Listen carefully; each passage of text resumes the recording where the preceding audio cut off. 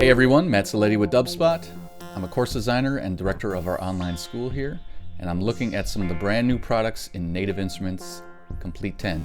Some great new synths in here. We're going to show you how they work and why you're going to want to use them. Alright, so in this video we're going to take a look at Kontour again and look at its motion recorder and macro controls, which really give the instrument a lot of expressibility, playability, and really make it fun to tweak. First, I'd actually like to kind of go in and talk about Komplete Control again one more time, because Native Instruments has actually made the software available for Komplete 9 and Komplete 10 users. So, that being said, you don't have to buy the keyboard to actually be able to access Komplete Control and have control over things like the scales, scale types, chord sets, and the arpeggiator.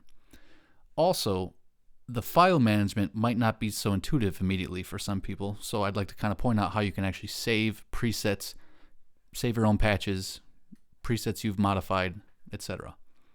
So you have, from the browser, I can hit browse here, and I can go up and down through the different types, instruments, but if I go all the way to the top, I have the NI factory or a user bank. And from this user bank, you can actually go in and sort of customize whatever sounds you want to load up, presets you have saved, edit them, tag them with attributes, etc. So what you'll notice here is that one way to get in is to come into the file menu, view, edit view, and from here is where you can actually save different presets by coming in, saving your preset as, and then saving it into a custom folder that you've chosen. So I have all my initial patches at start, if I like to start with a blank slate.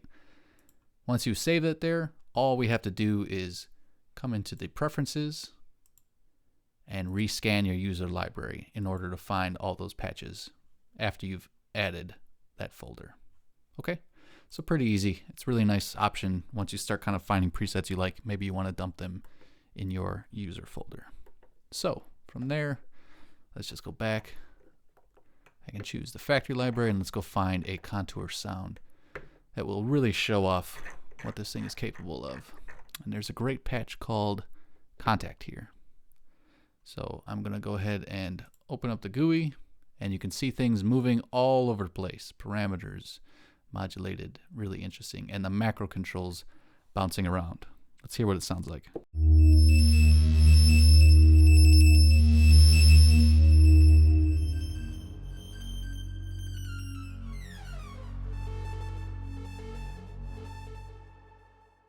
So what's actually happening here? Well, if we go to the other view, and of course you can actually just jump back and forth by hitting this plus sign, or if you're in standalone, command 1, 2, and 3 to show off the different views.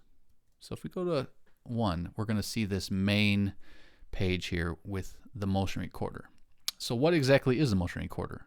Well, it's kind of like a complex LFO that you can program. And it's kind of unique in that it's just, as you can see here, these are playing. This is a simple sine wave. This one is a little more interesting, kind of like a sample and hold square function. And this one is just kind of a soft ramping sine wave.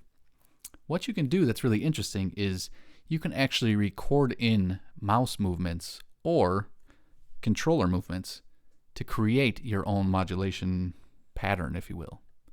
So if we go in and play this again,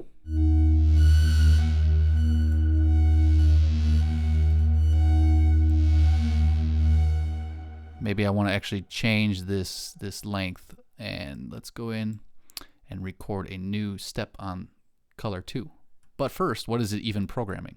Well, we can always come in and hit plus, and you can see all the different parameters. So it looks like the modulation here is on the pitch of oscillator A.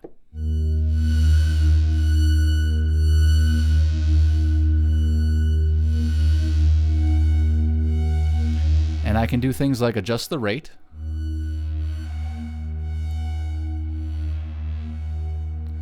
start and end points, and then the loop. So if I wanted to go ahead and re-record this, I can just put this in record while it's playing, and then just press a button on the mouse. And you see it turns red, and from here I can kind of draw in.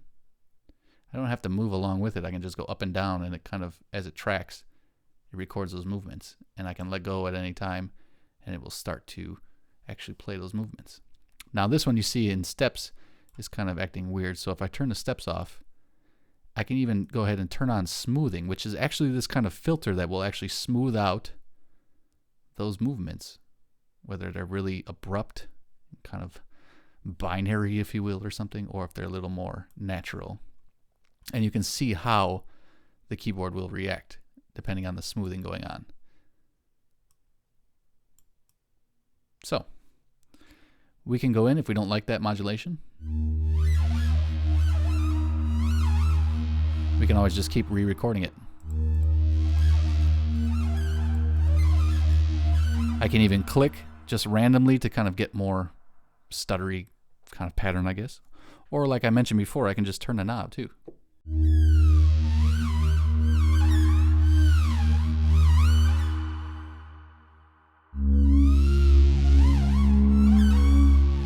So imagine as you get crazier with each one, you can get a lot more interesting results. Let's go ahead and look at another patch that uses this well called, what is this one? Start Engine. Where's that guy?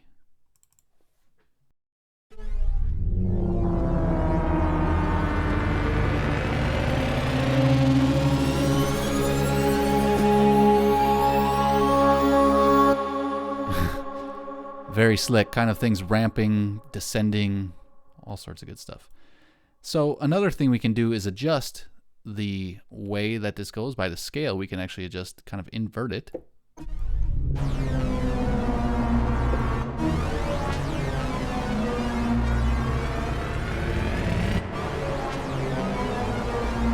Adjust the speed of some of these. In relation to the other ones, they don't all have to be synced up.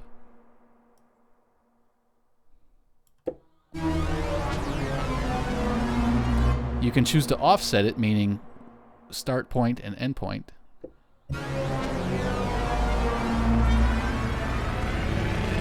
Customize it in multiple ways. Also important to note is that you have presets you can choose whether you want to record it in or not, or if you kind of just want to use these presets. A lot of these will kind of like ramp up over time.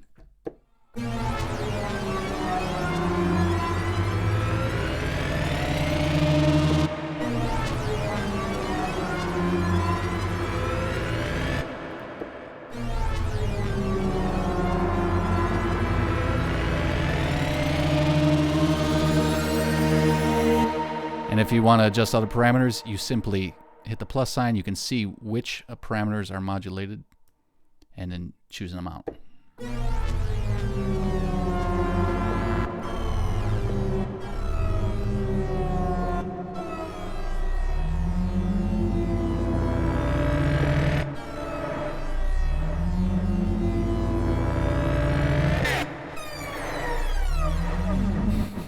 So as you can imagine, things can get pretty hairy easily or very subtle. You'll find that lots of the presets use just a subtle amount of maybe changing the mix a bit of which sections of the synth are going to actually come into the mix through the output.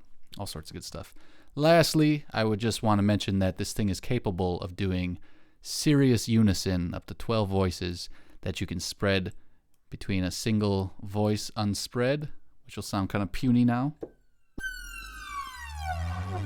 or really get crazy and load this thing up with multiple voices, spread all sorts of kind of crazy across an octave.